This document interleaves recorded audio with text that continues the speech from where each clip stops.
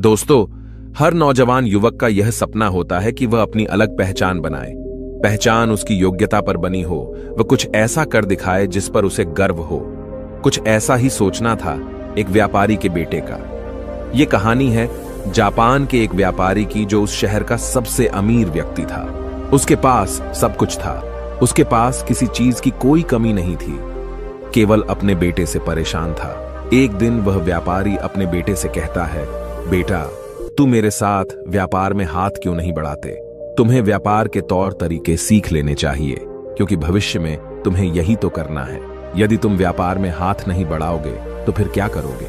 वह नौजवान युवक अपने पिता से कुछ नहीं कहता, क्योंकि उसका व्यापार में बिल्कुल भी मन नहीं लगता था। वह दिन भर मार्शल आर्ट्स की किताबें पढ़ता, और जब भी कोई समुराई शहर में आता तो वह पूरा समय उसी के पीछे पीछे घूमता रहता। एक बार पूरे परिवार के सदस्यों ने मिलकर उसे समझाने की कोशिश की। वे कहने लगे, बेटा, तुम्हारे पास इतना बड़ा व्यापार है, फिर भी तुम अपने पिता का हाथ क्यों नहीं बढ़ाना चाहते? यदि तुम अपना व्यापार नहीं देखोगे तो फिर कौन देखेगा? इस पर वह नौजवान युवक जवाब देते हुए कहता है, मैं खुद के दम पर कुछ बनना चाहता हूं। मैं चाहता हूं कि मेरी एक अलग पहचान हो, लोग मुझे जाने, और इसलिए मैं इस देश का सर्वश्रेष्ठ धनुर्धर बनना चाहता हूं।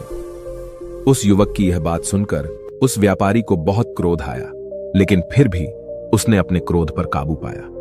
कुछ देर सोच विचार करने के बाद उस व्यापारी ने अपने बेटे से कहा, बेटा, अगर तुम यही करना चाहते हो तो ठीक है, मैं अगले 3 साल का समय तुम्हें देता हूं। यह सुन वह नौजवान युवक बहुत खुश हुआ। तभी आगे वह व्यापारी कहता है, लेकिन मेरी एक शर्त है। इस पर वह नौजवान युवक कहता है, क्या शर्त है आपकी पिताजी? उसके पिताजी अपने बेटे से कहते हैं, देखो, मैं तुम्हें अगले 3 साल का समय तो दे रहा हूं, लेकिन तुम्हें हर साल मुझे यह बताना होगा कि तुम क्या कर रहे हो और तुमने उसमें कितनी उन्नति कर ली है। यदि तुम मुझे अपने काम से संतुष्ट कर पाए तब तो ठीक है, वरना तुम्हें मेरे साथ मेरे व्यापार में हाथ बढ़ाना होगा। नौजवान युवक काफी सोच विचार कर अपने पिता से कहता है, ठीक है पिताजी, मुझे आपकी शर्त मंजूर है। उसके ठीक 2 दिन बाद वह नौजवान युवक अपने पिता की आज्ञा लेकर धनुर्विद्या सीखने के लिए घर से निकल पड़ता है, और वह कई दिनों की यात्रा करके एक गुरु के पास पहुंचता है। वह गुरु जापान में धनुर्विद्या और युद्ध कला सिखाने के लिए प्रसिद्ध थे। उनकी ख्याति दूर दूर तक फैली हुई थी, लेकिन वह बहुत कम लोगों को अपना शिष्य बनाते थे।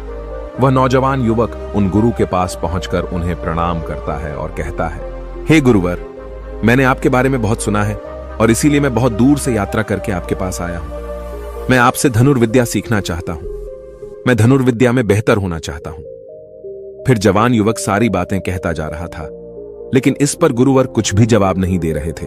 और जब कुछ देर तक उन गुरुवर ने जवाब नहीं दिया, तो इस पर उस नौजवान युवक ने अपने घर पर बीती सारी बातें उन गुरु को बता दी। उसने यह बता दिया कि किस तरह से उसके पिता ने उसके सामने शर्त रखी है कि यदि वह अपने जीवन में सफल न हो पाया, उसने अपने जीवन में वह न कर पाया जो वह करना चाहता है, तो उसे उनका व्यापार आगे बढ़ाना होगा। आगे वह नौजवान युवक उन गुरुवर से कहता है, हे गुरुवर, मैं आपसे वादा करता हूं, मैं पूरी कर्तव्य निष्ठा के साथ धनुर्विद्या सीखूंगा और मैं आपका समय बर्बाद नहीं करूंगा, इसलिए कृपया करके मुझे अपना शिष्य बना लीजिए। तभी उस गुरु ने उस युवक की तरफ ध्यान से देखा। उन्होंने देखा कि वह अपने साथ काफी सामान भी लेकर आया था और उसके साथ उसके 2 सहायक भी आए हुए थे। तभी उन गुरु ने कहा, सबसे पहले यदि तुम धनुर्विद्या सीखना चाहते हो तो तुम्हें इन चीजों को छोड़ना होगा, इन चीजों का त्याग करना होगा, इसलिए इन कीमती सामानों को वापस अपने घर भेज दो। उस नौजवान युवक ने गुरु की आज्ञा का पालन किया। उसने सारा सामान अपने सहायकों के हाथों वापस घर की ओर भेज दिया।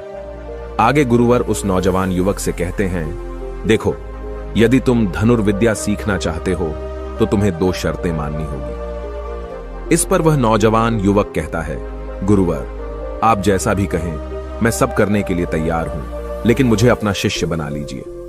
तभी गुरुवर उस युवक को पहली शर्त बताते हुए कहते हैं, तुम्हें यहां पर सामान्य लोगों की तरह ही अपना जीवन बिताना होगा और सारे कार्य तुम्हें खुद ही करने होंगे। इस पर नौजवान युवक कहता है, जी गुरुवर, जैसा आप कहें। आगे गुरुवर उस नौजवान युवक को दूसरी शर्त बताते हुए कहते हैं, यदि एक बार तुम्हें धनुर्विद्या की शिक्षा को ग्रहण करना शुरू कर दिया तो तुम्हें उसे पूरा करना ही होगा। तुम इस बीच उसे छोड़कर नहीं जा सकते। इस पर वह नौजवान युवक कहता है, ठीक है, आप जैसा कहें, मुझे सब मंजूर है। उन गुरुवर ने उस नौजवान को अपना शिष्य बना लिया, लेकिन वो नौजवान ये नहीं जानता था कि उनके सिखाने का तरीका बहुत अलग था। एक दिन उन गुरुवर ने उस नौजवान युवक को अपने पास बुलाया और कहने लगे, बेटा, जैसे तुम उठते बैठते हो, चलते फिरते हो, जैसे तुम सांस लेते हो, वैसे ही तुम निशाना भी लगाते हो। इसलिए सबसे पहले तुम्हें सचेत होना होगा। तुम्हें जानना होगा कि तुम क्या कर रहे हो, तुम किस अवस्था में हो। तुम्हें जागरूक होने की आवश्यकता है। इसलिए आज से ही सचेत होकर सारे काम करना शुरू कर दो, और ऐसा तब तक करो जब तक यह तुम्हारा स्वभाव न बन जाए। उस युवक ने उन गुरुओं की बात मान ली। वह एकाग्र होकर अपने कामों पर ध्यान देने लगा। वह अपने चलने फिरने, अपनी सांसों पर ध्यान केंद्रित करने लगा। सुबह उठकर वह अभ्यास करता और ध्यान किया करता। शाम के 6 बजे से वह एकांत रहता और ध्यान किया करता। ध्यान करने के बाद करीब 9 बजे के बाद वह सो जाया करता और ठीक सुबह 4 बजे उठकर वह धनुर्विद्या का अभ्यास करने लगता, और यह सब उसे एकांत में रहकर ही करता था। और यह सारी क्रियाएं दोपहर के 2 बजे तक यूं ही चलती रहती, और इस समय के दौरान न तो कहीं जाना और न ही किसी से मिलना। यहां तक कि उस युवक को किसी से बात करने की भी कोई अनुमति नहीं थी, और बचे हुए 4 घंटे अर्थात दोपहर को 2 बजे से शाम को 6 बजे तक वह बाकी सभी शिष्यों के साथ मिलकर आश्रम की देखरेख करता। और वह नौजवान युवक भी अब तक पूरा मन लगाकर सीखने की कोशिश कर रहा था। लेकिन जैसे जैसे समय बीतता जा रहा था, उस नौजवान युवक का जोश ठंडा पड़ रहा था। अब उसके लिए उस आश्रम में एक एक पल बिताना बहुत मुश्किल हो रहा था। अब उस नौजवान युवक ने अपने गुरु की बातों को अनदेखा करना शुरू कर दिया था। वह उन सभी नियमों को तोड़कर अपने सभी गुरु भाइयों के साथ मिलकर गप्पे लड़ाने लगा था। वह उन्हें अपने व्यापार की बातें बताता, उसके पास क्या कुछ है। और उस नौजवान युवक को इतना अमीर पाकर कई लोग उसके मित्र भी बन चुके थे, क्योंकि वह सोचते थे कि यह तो अमीर व्यापारी का बेटा है, कभी ना कभी तो भविष्य में कोई ना कोई फायदा हमें अवश्य मिलेगा। देखते ही देखते उस नौजवान युवक और बाकी लोगों की दोस्ती और भी गहरी होती जा रही थी। अब से वह नौजवान युवक रात को सोने की बजाय अपने मित्रों के साथ मिलकर आश्रम से कहीं दूर भाग जाया करता था। जंगलों में जाकर गप्पे लड़ा था, मौज मस्ती किया करता था, और इस कारणवश वह सुबह उठ नहीं पाता था, और इसी वजह से वह कभी ध्यान भी नहीं कर पाता था। एक दिन उन गुरुवर ने उस नौजवान युवक को अपने पास बुलाया और उससे कहने लगे, बेटा, मैं जानता हूं कि तुम रात को आश्रम में नहीं रहते हो और न ही तुम एकांत में रहकर अभ्यास कर रहे हो। मैंने तुमसे पहले ही कहा था, यदि तुम्हें एक बार धनुर्विद्या की शिक्षा को आरंभ कर लिया तो तुम्हें इसे पूरा करना ही होगा। और तो और, तुमने मुझसे वादा किया था कि तुम पूरी कर्तव्य निष्ठा के साथ धनुर्विद्या की शिक्षा को ग्रहण करोगे और मेरा समय बर्बाद नहीं करोगे। और यदि तुम ऐसा ही करते रहे तो 1 साल बाद जब तुम्हारे पिता तुमसे पूछेंगे कि तुमने इस 1 साल में क्या किया, तुमने उसमें कितनी उन्नति की, तो तुम उन्हें क्या जवाब दोगे? उस वक्त उन्हें क्या मुंह दिखाओगे? इस पर वह नौजवान युवक कहता है, हे गुरुवर, आप सत्य कहते हैं। जब मैंने शुरू किया था तो मेरे अंदर उत्साह था, मेरे अंदर धनुर्विद्या सीखने की जिज्ञासा थी, लेकिन तब मैं यह नहीं जानता था कि मुझे अकेले रहकर अभ्यास करना होगा। एकांत रहकर मैं थक चुका हूं और यह मुझे बहुत कठिन लगता है। मेरा एक एक पल जैसे मुझे काटने को दौड़ता है। जब भी मैं ध्यान करने बैठता हूं तो मेरा मन यहां वहां भागता रहता है और मैं ध्यान नहीं कर पाता, और इसी कारण मेरी चिंता और भी बढ़ जाती है। मुझे समझ नहीं आता कि यदि मैं ध्यान नहीं कर पाऊंगा तो मैं अपने अभ्यास को पूरा कैसे कर पाऊंगा। और साथ ही जब मैं एकांत में रहता हूं तब भी मेरे मन में तरह तरह के विचार चलते रहते हैं। मैं इनसे पीछा छुड़ाना चाहता हूं, लेकिन मैं इनसे पीछा छुड़ा नहीं पाता। इस पर गुरुवर मुस्कुराने लगे और उस युवक से कहते हैं, बेटा, जिस अकेलेपन से तुम भागने का प्रयास कर रहे हो, इस अकेलेपन में बहुत ताकत होती है। इसे तुम्हें समझना चाहिए। किंतु फिर भी यदि तुम इस अभ्यास को बीच में छोड़कर जाना चाहते हो तो मैं तुम्हें नहीं रोकूंगा। तुम जा सकते हो, लेकिन जाने से पहले मेरी बस एक बात मान लो। इस पर नौजवान युवक कहता है, ठीक है, बताइए, आप क्या चाहते हैं? तभी गुरुवर कहते हैं, बेटा, यहां से 1 दिन की दूरी पर एक बहुत ही बड़ा पहाड़ है। तुम्हें वहां पर पूरा दिन बिताना है और सुबह तुम्हें वहां पर एक बाज नजर आएगा। उस बाज की हरकतों पर तुम्हें ध्यान देना है। ध्यान रखना, उसका तुम्हें शिकार नहीं करना। बल्कि उसकी हरकतों पर तुम्हें ध्यान देना है।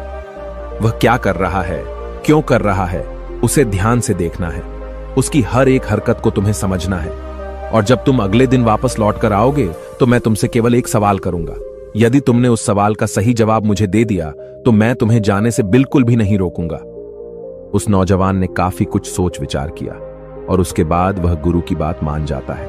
वह उन्हें प्रणाम करके उस पहाड़ की चोटी की ओर चल पड़ता है। देखते ही देखते वह एक दिन का सफर तय करके उस पहाड़ की चोटी पर पहुंच गया और उसने पूरी रात वहीं पर बिताई और अगली सुबह होने से पहले ही वह उस बांस को ढूंढने लगा। वह जब यहां वहां देख रहा था तभी उसकी नजर उस पहाड़ की चोटी पर पड़ी। उसने देखा कि एक सुनहरा बांस चट्टान की चोटी पर बैठा हुआ है और पहाड़ के नीचे घाटियों की ओर ध्यानपूर्वक देख रहा है।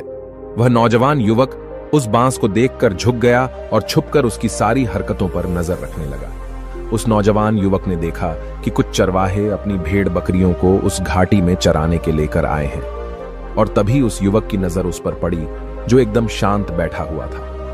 लेकिन तभी अचानक उसने उड़ान भरी और नीचे की ओर गोता लगाते हुए वह उन चरवाहों के पास पहुंचा।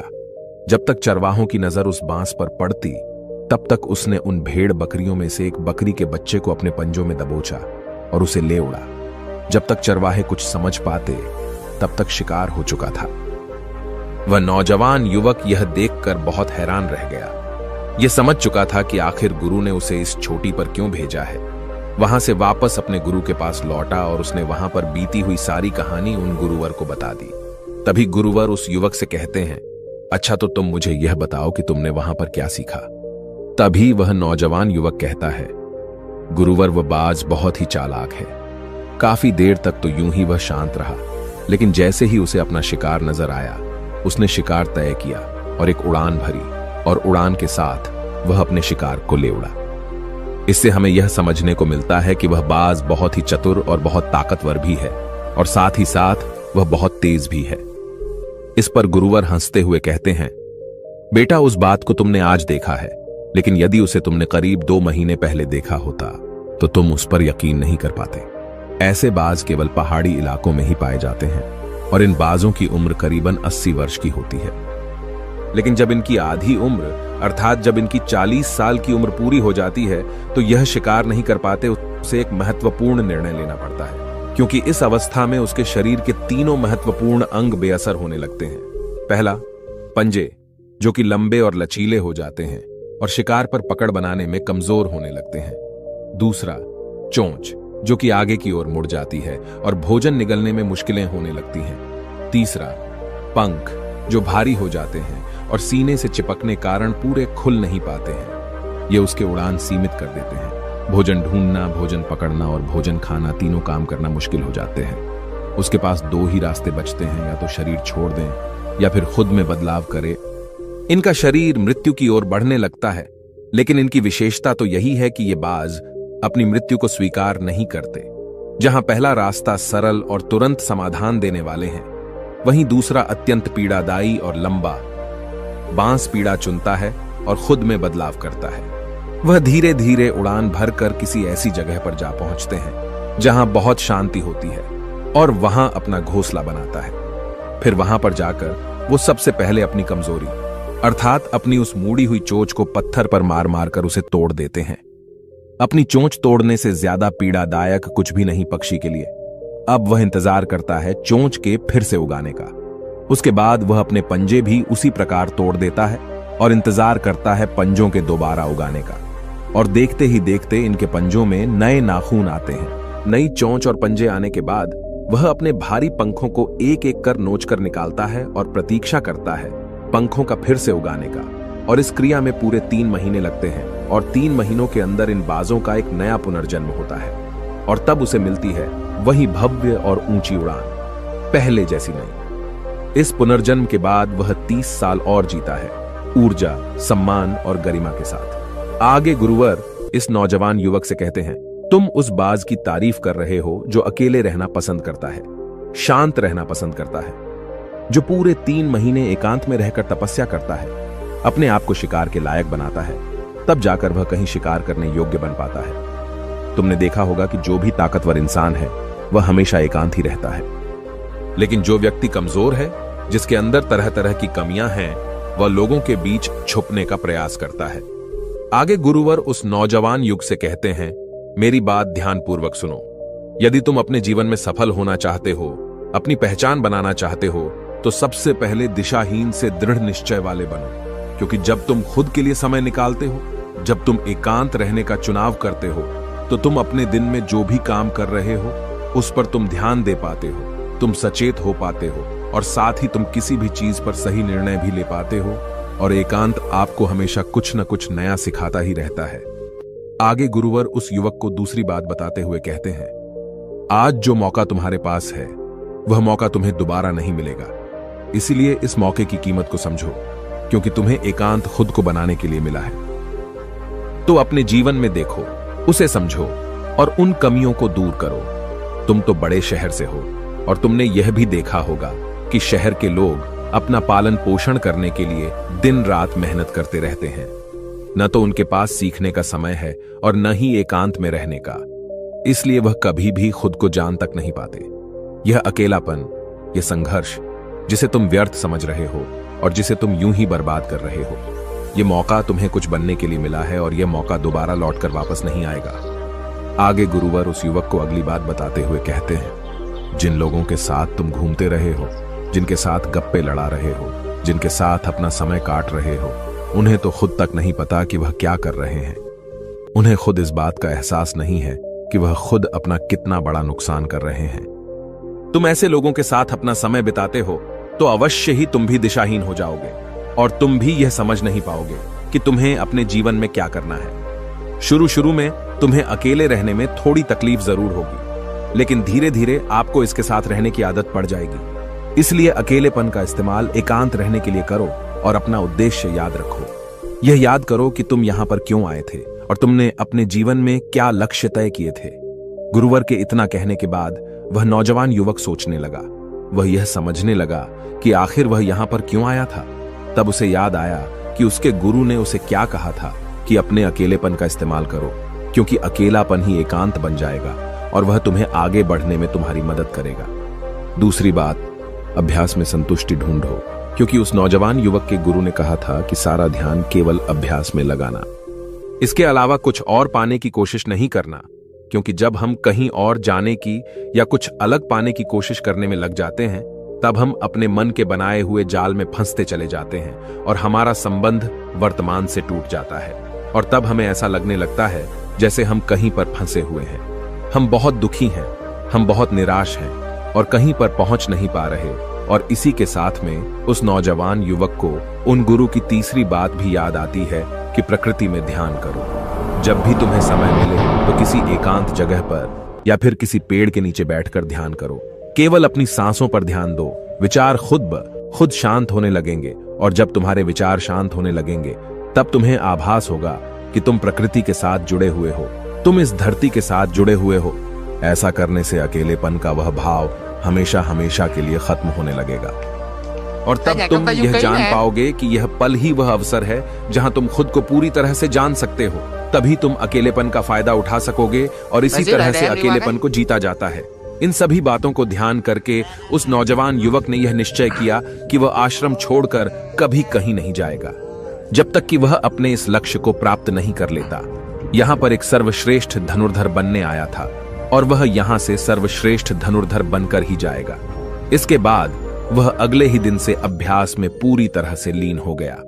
दोस्तों, यदि आप अपने जीवन में अपनी पहचान बनाना चाहते हैं, अपने जीवन में कोई लक्ष्य प्राप्त करना चाहते हैं, तो कुछ अलग पाने का प्रयास छोड़ दें। क्योंकि जब हम कुछ अलग और कुछ खास पाने का प्रयास करने लग जाते हैं, तब हम यह भूल जाते हैं कि हमारा लक्ष्य क्या है और हम अपने लक्ष्य से दिशाहीन होने लगते हैं। और इसी कारण हम अपने लक्ष्य तक कभी पहुंच नहीं पाते, क्योंकि हमारा मन हमें कुछ अलग पाने के लिए निरंतर प्रेरित करता रहता है। और इसी कारण हम अपने मन के जाल में फंसते चले जाते हैं और हम अपने लक्ष्य पर ध्यान नहीं दे पाते।